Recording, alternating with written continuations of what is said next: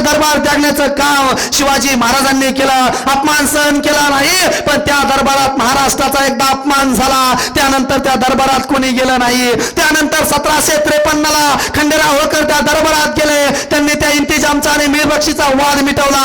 त्यावेळेस त्या दरबारामध्ये मीरबक्षीने ठरवलं की आपण खंडेरावांचा सत्कार केला पाहिजे, त्यांना मानाची वस्त्र दिली पाहिजे. आणि त्यावेळेस खंडेरावांना ते बोलतेच झाले, आम्ही तुम्हाला मानाची वस्त्र खिल्लत भेट देतोय. एक सेवक मानाची वस्त्र खिल्लत द्यायला गेले आणि खिल्लत त्यावेळेस त्या खंडेराव होळकरांनी स्वीकार केली नाही. त्यांनी सांगितलं मला तुमची खिल्लत नको. अरे ज्या दरबारामध्ये मान वर करून सुद्धा बोललं जात नव्हतं, जर मान वर करून बोलला तर त्याची मान कापली जायची. त्या दरबारामध्ये खिल्लत नाकारणं सोपी गोष्ट नव्हती. त्यावेळेस त्या मल्हारराव होळकरांनी खिल्लत नाकारली. खिल्लत नाकारल्याच्या नंतर त्या मीरबक्षीला प्रश्न पडला, नेमकं खंडेरावांनी खिल्लत का नाकारली असेल. त्यांनी विचारलं काय हवंय खंडेरावांना विचारा, तुम्ही खिल्लत का नाकारली विचारा. त्यावेळेस एक सेवक आला आणि त्यांनी सांगितलं आमचे बादशाह विचारत आहेत की खंडेरावांनी खिल्लत का नाकारली. त्यावेळेस खंडेरावांनी सांगितलं जर तुमचा बादशाह मला खिल्लत देऊ इच्छित असेल तर मी ती खिल्लत स्वीकारायला तयार आहे, पण माझी अट आहे जर तुमचा बादशाह स्वतः त्या तख्तावरनं उठून त्याच्या हातानं तलवार घेऊन जर माझ्या कमरेला तलवार बांधत असेल तर त्याची खिल्लत मी स्वीकार करायला तयार आहे, नाहीतर मी त्याची खिल्लत स्वीकार करणार नाही. त्यावेळेस त्या मीरबक्षी आणि तो दरबार एकदम चिडीचूप झाला, कारण त्या दरबारामध्ये कुणीही बोलत नव्हता. उलटून बोलण्याचं धाडस त्या दरबारामध्ये कुणीही केलेलं नव्हतं. त्यावेळेस एका शूरवीर आणि रणमर्द खंडेराव होळकरांनी ते धाडस केलं. त्यावेळेस तो मीरबक्षी शांतपणे आपल्या सिंहासनावरनं उठला, तपकातली तलवार घेतली आणि खंडेराव होळकरांच्या कमरेला वाकून तलवार बांधली. खऱ्या अर्थानं अरे या महाराष्ट्राच्या मातीतला अपमान झाला होता. शिवाजीराजांना मागच्या रांगेत उभं केलं होतं. त्या अपमानाचा बदला जर कोणी घेतला असेल तर तो रणवीर आणि त्या शूरवीर खंडेराव होळकरांनी घेतला. हा खऱ्या अर्थाने या महाराष्ट्राचा इतिहास आहे आणि त्याच इतिहासात त्या विकृती निर्माण करण्याचं काम मात्र इतिहासकारांनी केलं. ही शोकांतिका आहे. 1754 साल उजाडलं आणि बघता बघता 2 जानेवारी 1754 ला कुंभेरीच्या लढाईला, कुंभेरीच्या किल्ल्याला होळकरांनी विडा दिला आणि लढाईला सुरुवात झाली. लढाई कुंभेरीचा किल्ला लढणं एवढं सोपं नव्हतं. आपण तर काही बघितलं नाही, पण इतिहास सांगतोय त्या किल्ल्यावरती खालून मारा केला तरी गोळा आपल्याच अंगावरती यायचा आणि वरतून मारा केला तर गोळा आपल्याच अंगावरती यायचा. कारण खालून केलेला मारा जर आपल्या अंगावरती येत असेल तर वरून केलेला मारा किती जलद गतीनं आपल्या अंगावरती येईल, हा आपल्याला विचार करण्यासारखीच गोष्ट आहे. बघता बघता महिन्यामागून महिने 2 महिने झाले आणि 3रा महिना उजाडला आणि युद्ध चालू होतं. दुपारच्या रुंजून त्या उन्हामध्ये खंडेराव होळकर आपल्या शामियानातनं बाहेर आले. वरती बघितलं आणि वरती जात टपकूनच बसलेले होते. दिवस उजाडला माईबाप. 17 मार्च 1754 साल होतं. त्यावेळेस त्या मल्हारराव होळकरांचा सुपुत्र लढाई लढत होता. लढता लढता जातांनी तोफ डागली आणि मल्हारराव होळकरांच्या छातीवर तोफीतला गोळा धडकला आणि मल्हारराव होळकरांचा मुलगा खंडेराव होळकर जागीच गतप्राण झाले. मल्हारराव होळकरांच्या एकुलता एका मुलाचं निधन झालं. माई विधवा झाली आणि आता पती मेल्याच्या नंतर त्यावेळेस पतीचं निधन झालं की पत्नीनं थांबायचं नसतं, पत्नीनं सती जायचं असतं. म्हणून पुण्यश्लोक अहिल्यादेवी होळकर सुद्धा सती जायला निघाल्या. अंगातली दागदागिने उतरवले गेले, चांगली वस्त्र उतरवल्या गेली आणि पांढरी साडी माईनं परिधान केली. हातात निरंजनी घेतली आणि सतीच्या प्रवासाला निघाली. पण शोक सागरात बुडालेला बापाला कळालं माझ्या मुलाचं निधन झालंय. अरे माझा एकुलता एक मुलगा गेलाय, त्याच्या मागे जरी अहिल्या जात असेल, जरी पोर गेली तरी या होळकरी रियासतीचं काय होईल? अरे या राज्याचं काय होईल? अरे या राज्यात चालेल कसं? अरे 18 पगड जनतेचं काय होईल? मी तर वयोवृद्ध चाललेलो आहे, मी एक दिवस जाणार आहे. या पोरगी जर सती गेली तर या रियासतीचं काय होईल? आणि त्यावेळेस मल्हारराव होळकर आपल्या सुने समोर येतात, तिच्यासाठी तिच्या पुढे नम्र होतात, तिचे पाय धरतात आणि तिला सांगतात अगं पोरी सती जाऊ नको. पोरी तू जर सती गेली तर या म्हाताऱ्या सासऱ्याचं काय होईल? अगं पोरी तू जर सती गेली तर या राज्याचं काय होईल? अगं पोरी तू जर सती गेली तर या होळकरी रियासतीचं काय होईल? अगं पोरी तू जर सती गेली तर या 18 पगड जातीचं काय होईल? अगं पोरी जनता अनाथ होईल. पोरी तू सती जाऊ नको. आणि खरंच आपल्या सुनेला सासऱ्यानं घडवलेलं होतं, सुनेला सासऱ्यानंच या नीतीपरायण केलेलं होतं आणि सुनेला राजकारणामध्ये सुद्धा सासऱ्यानंच आणलेलं होतं. म्हणून सुनेनं सासऱ्याचं म्हणणं ऐकलं आणि सती जाण्यापासून थांबली. सती जाण्यापासून पुण्यश्लोक अहिल्यादेवी होळकर थांबल्या आणि तिथून पुढं मल्हारराव होळकर राज्य करत होते आणि त्यांच्या मागे राज्याचा कारभार बघण्याचं काम पुण्यश्लोक अहिल्यादेवी करत होत्या. बघता बघता 7-8-10 वर्षे निघून गेले आणि 20 मे 1766 उजाडलं आणि मल्हारराव होळकरांचं सुद्धा निधन झालं. सासरा सुद्धा गेला आणि त्यानंतर आता एकुलता एक मुलगा होता मालोजी राजे. आणि त्या मालोजी राजांना मालेरावांना अहिल्यादेवींनी सिंहासनावरती बसवलं. अहिल्यादेवींनी मालेरावांना सिंहासनावरती बसवलं. त्या पोराकडे बघायचं आणि आपल्या सासऱ्याचे आपल्या नवऱ्याचे स्वप्न त्याच्यामध्ये रंगवायचे. बघा ना, एखादा लेकरू जर आपल्या घरात असेल तर आपण त्याच्याकडे बघत असतो, त्या डोळ्यात डोळे घालत असतो आणि त्या डोळ्यात डोळे घालून आपण आपले स्वप्न रंगवायचं काम करत असतो. बाळा, तुझा बाप या जगात राहिला नाही बाळा, पण तुझ्या बापाचं हे स्वप्न होतं, तुला ते पूर्ण करायचंय बाळा, जणू असं आपण सांगत असतो. आणि तेच करत होती मातोश्री जणू आपल्या पोराला सांगत होती, बाळा तुझ्या आजोबानं खूप शून्यातून राज्य निर्माण केलेलं आहे, तुझ्या बापानं खूप पराक्रम केलेला आहे, खूप तलवार गाजवलेली आहे, तुला सुद्धा तुझ्या बापासारखं तुझ्या आजोबासारखं पराक्रम करून या राज्याला वाढवायचं आहे. हे पुण्यश्लोक अहिल्यादेवी होळकर आपल्या बाळाला सांगत होत्या, आपल्या मुलाला शिकवत होत्या, आपल्या बाळाला बोलत होत्या, जणू त्याला सांगत होत्या, तुला सुद्धा प्रति मल्हारराव व्हायचं आहे आणि या जनतेचं रक्षण करायचं आहे, या संपत्तीचं तुला रक्षण करायचं आहे. पण दुष्ट लागली होती होळकरांच्या रियासतीला, दुष्ट लागली होती होळकरांच्या त्या घराण्याला. 2 जून 1767 उजाडलं. साल सुद्धा संपलं नव्हतं, आजोबाचं निधन झालं होतं. मालेराव आजारी पडले, 2 महिने धरणीला पडलेलं पोरग गतप्राण झालं आणि एकुलता एका मुलाचा सुद्धा निधन झालं. एकुलता एक पोरग होतं, देवा घरी गेलं. अरे काय केलं पाहिजे अशा अवस्थेमध्ये, काय केलं पाहिजे माऊल्यांनो? 2 मिनिटं तुमचे डोळे बंद करा आणि विचार करा, काय केलं पाहिजे? अरे ज्या सासऱ्यानं मार्गदर्शन केलंय, ज्या सासऱ्यानं इथपर्यंतचा प्रवास घडून आणलाय, तो माझा सासरा देवा घरी गेलाय. अरे ज्या नवऱ्याच्या विश्वास त्याच्या खांद्यावरती एवढ्या विश्वासानं मी मान टाकली, ज्या नवऱ्याचं मनगट धरून मी या जगात आले, तो नवरा सुद्धा मला सोडून गेलाय. अरे ज्याच्यासाठी मी जगावं, ज्याच्या सोबत मी जगावं, ज्याच्याकडे बघून मी जगावं, माझी स्वप्न त्याच्यात बघावी, तो जर माझा मुलगा गेलाय मग मी जगावं कशासाठी? विचार करा माऊल्यांनो, कसं जीवन जगावं? अरे एकुलता एक मुलगा गेला, काळीज फाटलं नसेल का? पायाखालची जमीन हल्ली नसेल का? तिच्याही काळजात वीज लकलकली नसेल का? तिलाही दुःख वेदना झाल्या नसतील का?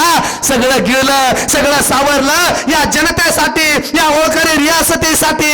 दुःख बाजूला सारली आणि पुन्हा नव्यानं राज्य करायला लागली. अरे ज्या राज्यकर्तीनं आज आपण तिचा एवढा थाटामाटामध्ये त्रिशताब्दी जन्मोत्सव साजरा करतो आहोत. त्रिशताब्दी जन्मोत्सव ज्या माऊलीच्या एवढ्या थाटामध्ये जगभर साजरा होतोय ना मायबाप, त्या माऊलीच्या घरातली तब्बल 27 माणसं मृत्युमुखी पडली, पण ती डगमगली नाही आणि ती पाठीमागे हटली नाही. तिनं राज्य केलं आणि म्हणून की काय, गिनीज बुकानं सुद्धा नोंद घेतली की जगात सर्वाधिक काळ महिला राज्यकर्ती जर कोण असेल तर महाराष्ट्राच्या मातीत जन्माला आलेली पुण्यश्लोक अहिल्यादेवी होळकर आहे.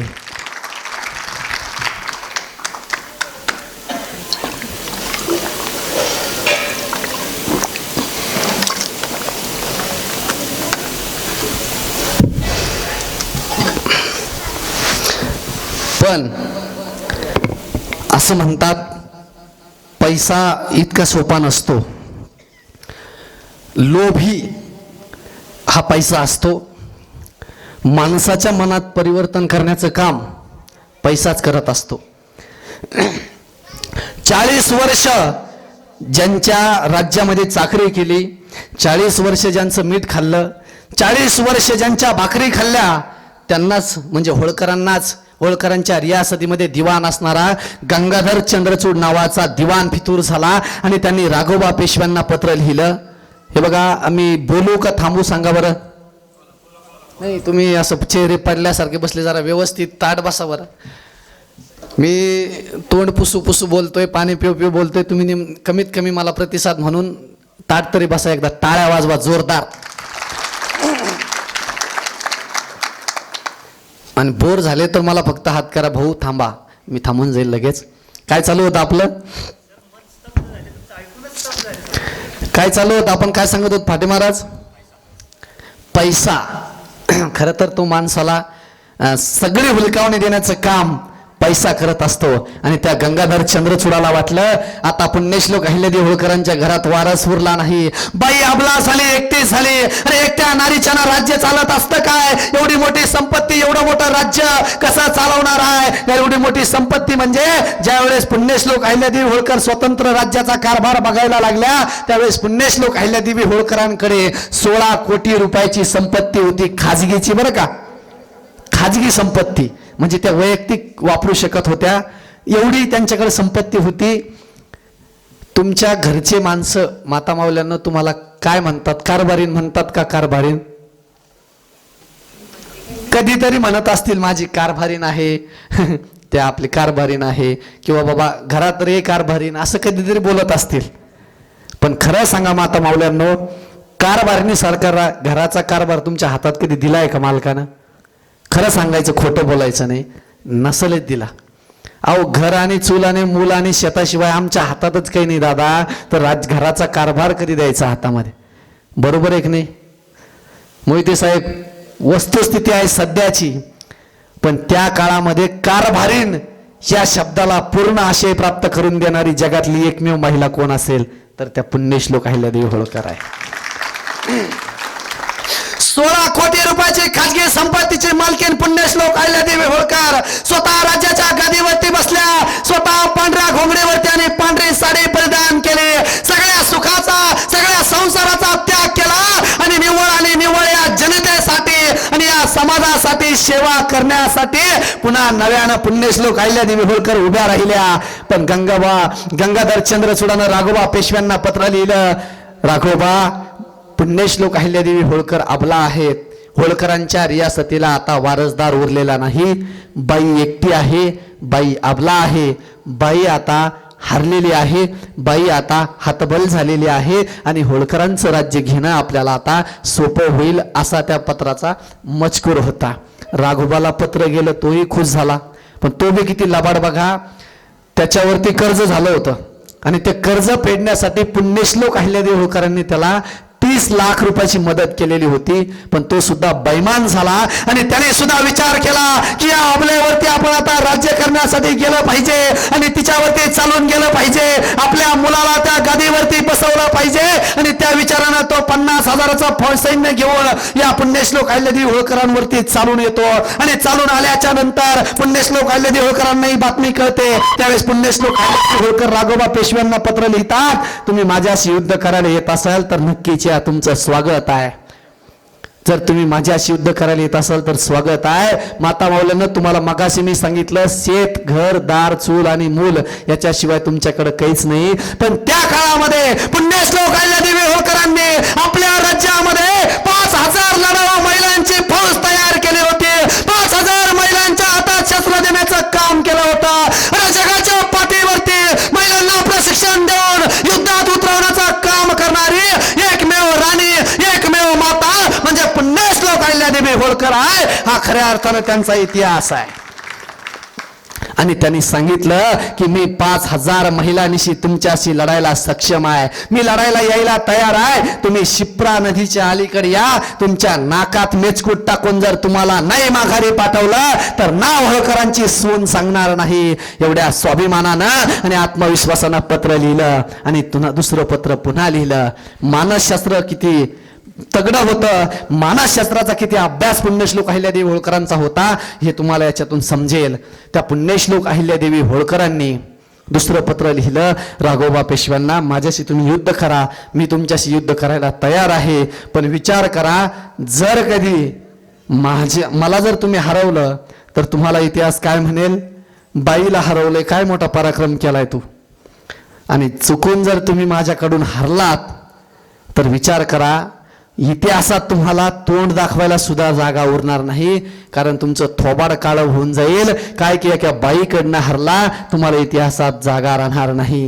राघोबा पेशव्यांनी पत्र वाचलं, गदगारच झाला, हातातली शस्त्र गळून पडली आणि डोकं खाजवत विचार करायला लागला. त्यावेळेस पुण्यश्लोक अहिल्यादेवी होळकरांच्या एका मानसशास्त्राचा अभ्यास आम्ही केला पाहिजे. अरे जर शत्रूला रणात पराभूत करायचं असेल तर अगोदर शत्रूला मनात पराभूत करा, कारण जी माणसं मनात पराभूत झालेली असतात ती रणात उभीच राहू शकत नाही. हा पुण्यश्लोक अहिल्यादेवी होळकरांचा दृष्टिकोन होता. राघोबा पेशव्याला मनात पराभूत केलं, तो रणात उभाच राहिला नाही आणि त्यानं पत्र लिहिलं, मातोश्री मी तुम्हाला भेटायला येतोय, मी तुमचं सांत्वन करण्याला येतोय. आणि मग तो सांत्वन करण्यासाठी आला. हा इतिहास पुण्यश्लोक अहिल्यादेवी होळकरांचा आहे.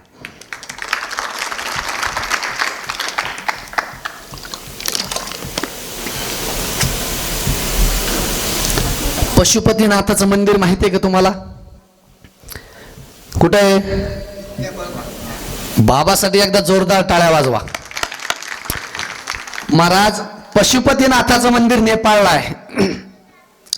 म्हणजे त्या पशुपतीनाथाच्या मंदिराचा जीर्णोद्धार कोणी केलाय माहितीये? पुण्यश्लोक अहिल्यादेवी होळकरांनी केलाय. नेपाळ मधल्या मंदिरांचा जीर्णोद्धार करते. भारतातला असं एकही मंदिर नाही ज्या मंदिराचा जीर्णोद्धार पुण्यश्लोक अहिल्यादेवी होळकरांनी केला नाही. माता मौलाना, तुम्ही ज्या नदीवरती जाता, नदीवरती गेल्याच्या नंतर व्यवस्थितपणे खाली उतरता, तुम्ही तिथं धुना धुता आणि त्या नदीतलं पाणी घेऊन व्यवस्थित आणि सुखरूपपणे जर वर येण्याचं काम तुम्ही करत असाल तर ही सगळी पुण्याई ही पुण्यश्लोक अहिल्यादेवी होळकरांची आहे. ही सगळी देण पुण्यश्लोक अहिल्यादेवी होळकरांची आहे. त्या काळात पुण्यश्लोक अहिल्यादेवी होळकरांकडे 16 कोटी रुपयाची संपत्ती होती. 16 कोटी रुपयाची मालकीन पुण्यश्लोक अहिल्यादेवी होळकर होत्या. आजच्या काळातले 16 कोटीचं गणित जर लावायचं झालं तर मी फक्त सांगतो, कारण गणित मलाही लावता येत नाही. 16 कोटी त्या काळातले म्हणजे आजच्या काळामध्ये आज सोन्याचा भाव मला वाटतं 70,000 रुपये तोळा आहे. 70,000 रुपये तोळ्याचं सोनं, 2 तोळे सोनं घ्यायला आम्हाला 1,40,000 रुपये लागतात. त्या काळामध्ये 1 रुपयामध्ये 2 तोळे सोनं येत होतं. म्हणजे त्या काळातल्या 1 रुपयाचं व्हॅल्युएशन आज जर आम्ही काढलं तर 1,40,000 रुपये होतं. 1,40,000 गुणिले 16 कोटी रुपये एवढ्या वैयक्तिक आणि खाजगी संपत्तीची मालकीण असणारी राणी म्हणजे पुण्यश्लोक अहिल्यादेवी होळकर आहे. म्हणून की काय, त्या काळात सर्वोत्तम राज्याचा कारभार करणारी राणी म्हणजे पुण्यश्लोक अहिल्यादेवी होळकर आहे. मी नाही म्हणत, इंग्लंडचं पार्लमेंट म्हणतंय, कारण तिथं लिहिलेलं आहे पुण्यश्लोक Ahilyadevi Holkar is the greatest administrator of India in 18th century. म्हणजे 18व्या शतकातली सर्वोत्तम राज्यकर्ती कोण असेल तर त्या पुण्यश्लोक अहिल्यादेवी होळकर आहे. त्यांच्या इतिहासाचा, त्यांच्या विचारांचा एवढा प्रभाव होता. त्यांच्या विचारांवरती एक शेवटचा प्रसंग सांगतो आणि थांबतो. त्यांच्या विचारांचा प्रभाव एवढा होता. आनंद फंदी नावाचे कवी होते. बावले साहेब, तुम्ही फार सुंदर कविता करता.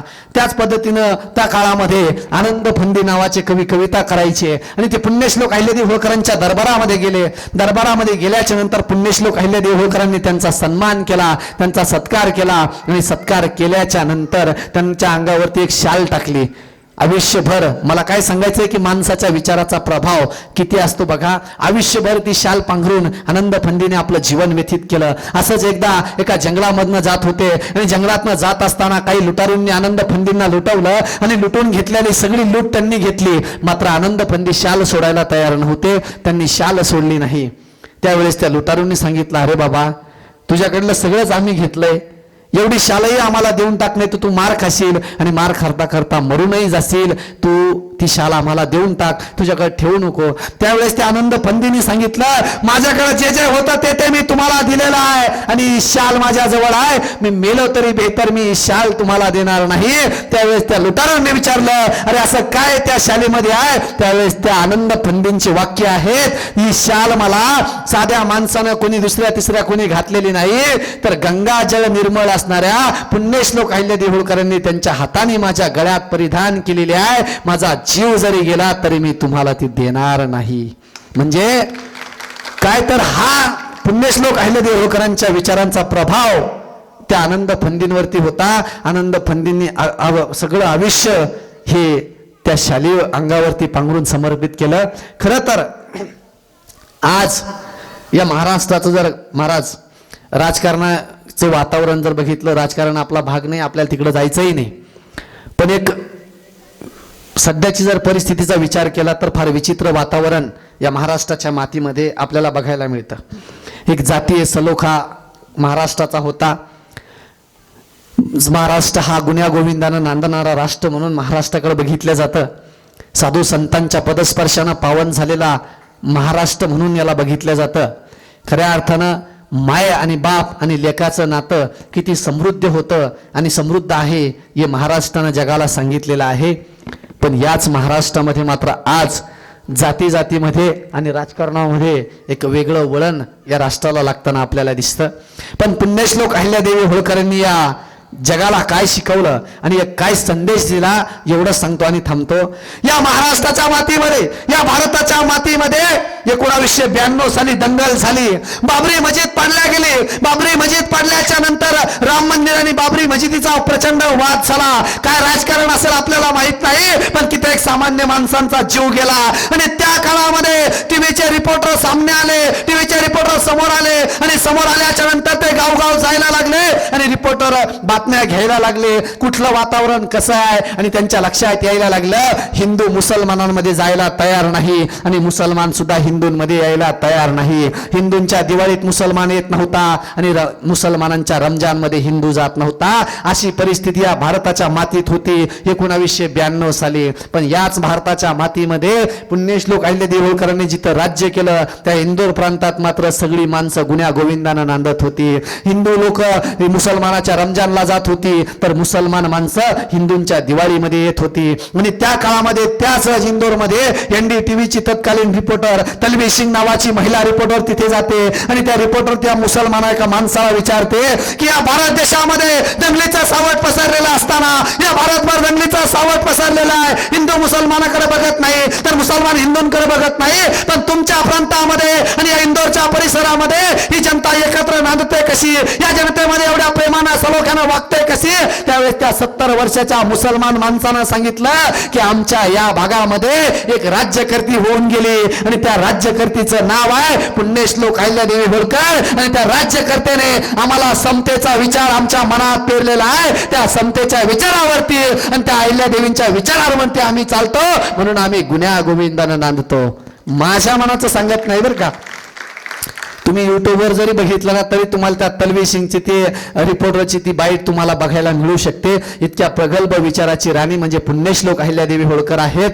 आपण आता पुण्यश्लोक अहिल्यादेवी होळकरांचा 299वा जन्मोत्सव साजरा करत नसून त्रिशताब्दी वर्ष आपण साजरं करत आहोत. आजपासून तर उद्याच्या येणाऱ्या 31 मे पर्यंत 31 मे 2025 पर्यंत आपल्याला वर्षभर पुण्यश्लोक अहिल्यादेवी होळकरांच्या विचाराचं वादळ या महाराष्ट्राच्या मातीमध्ये पेटवायचं आहे. तिच्या विचारांची गरज खऱ्या अर्थानं आपल्याला आहे. कारण तिनं माहेश्वरीमध्ये काय बोलतच राहिले तर विषय वाढतच चालतात बघा.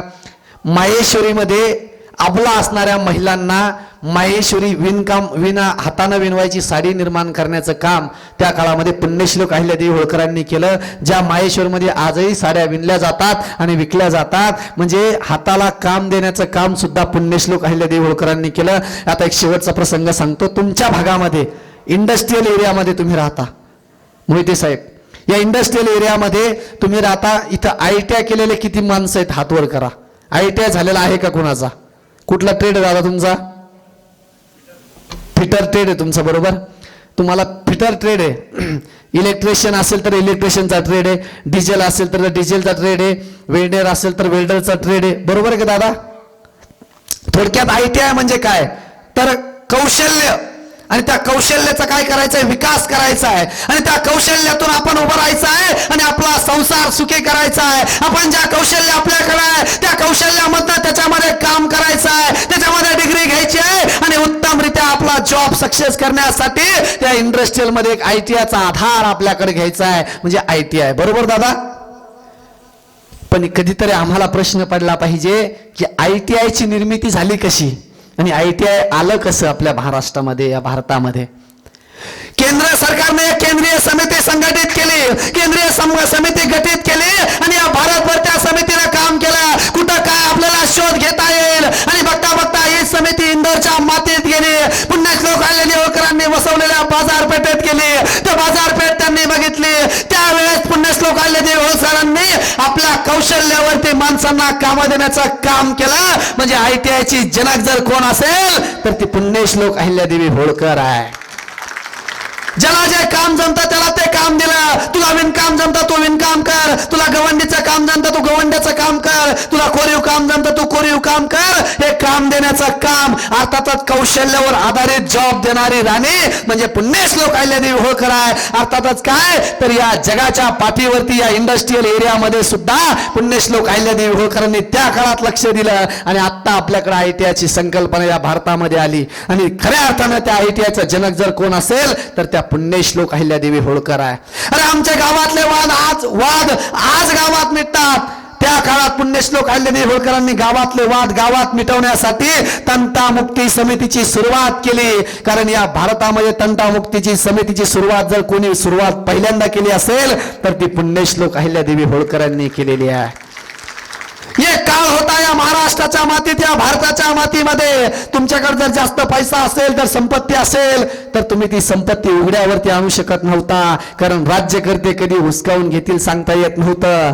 पण त्या काळामध्ये पुण्यश्लोक अहिल्यादेवी होळकरांच्या काळात श्रीमंत लोक आपली संपत्ती उघड्यावरती आणत होते आणि आपण श्रीमंत असल्याचं जगाला दाखवण्याचं काम करत होते. कारण त्यांच्या सोबत गंगाजळ निर्मळ असणारी पुण्यश्लोक अहिल्यादेवी होळकर होत्या. माता माऊलींना आपल्या माहेरचं जर कोणी तुम्हाला दिसलं तर कसं वाटतं? आपण म्हणतो माहेरचं कुत्र जरी दिसलं ना दादा लय बरं वाटतंय, अप्रूप वाटतं. आपल्या माहेरचं कोणी आलं तर खूप बरं वाटतं. आणि सासरवासनीला जर माहेरचा भेटला तर तिला तर खूपच आनंद होतो आणि ती विचारत असते बाबा माझ्या बापाचं काय चालू आहे, माझ्या आईचं काय चाललंय, माझा दादा कसा आहे, माझ्या मायबापाला सांगा बरं का, मी पण खूप मजेत आहे, मी पण खूप सुखी आहे. मग पुण्यश्लोक अहिल्यादेवी होळकर उत्तर भारतात होत्या.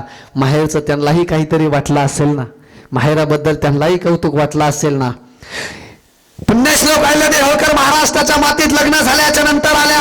1 एप्रिल 1750 रोजी पुण्यश्लोक अहिल्यादेवी होळकर पंढरीच्या पांडुरंगाच्या दर्शनासाठी गेल्या. पंढरीच्या पांडुरंगाचं दर्शन घेतलं. दर्शन घेतल्याच्या नंतर त्याच वेळेस तिथंच पत्र लिहिलं आणि तिथून पुढे पुण्यश्लोक अहिल्यादेवी होळकरांनी पंढरीच्या पांडुरंगाच्या मंदिरामध्ये तेल आणि दिव्याच्या वाटीसाठी व्यवस्था करून दिली आणि दरवर्षी 45 रुपये देण्याचं काम पुण्यश्लोक अहिल्यादेवी होळकरांनी केलं. एवढा प्रगल्भ इतिहास पुण्यश्लोक अहिल्यादेवी होळकरांचा आहे. तुम्ही सर्वांनी फार शांततेमध्ये ऐकून घेतलं त्याबद्दल तुमचे सर्वांचे धन्यवाद मानतो. आणि वेळ खूप झालेला आहे म्हणून तुमच्या सर्वांच्या चरणावरती माथा ठेवून रजा घेतो. जय हिंद, जय भारत, जय मल्हार. धन्यवाद.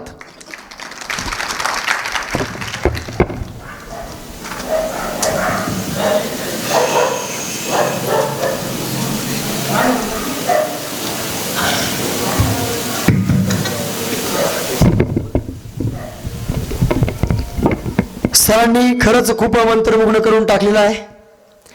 पुण्यश्लोक राजमाता अहिल्यादेवी होळकरांचा इतिहास, धगधगता इतिहास आपल्या डोळ्यासमोर आणून दिलेला आहे. म्हणून जाता सरांच्यासाठी एक जोरदार टाळ्या होऊ द्यात. खरोखर सर एक खूप सुंदर प्रकल्प सुद्धा त्यांनी हाती घेतलेला आहे.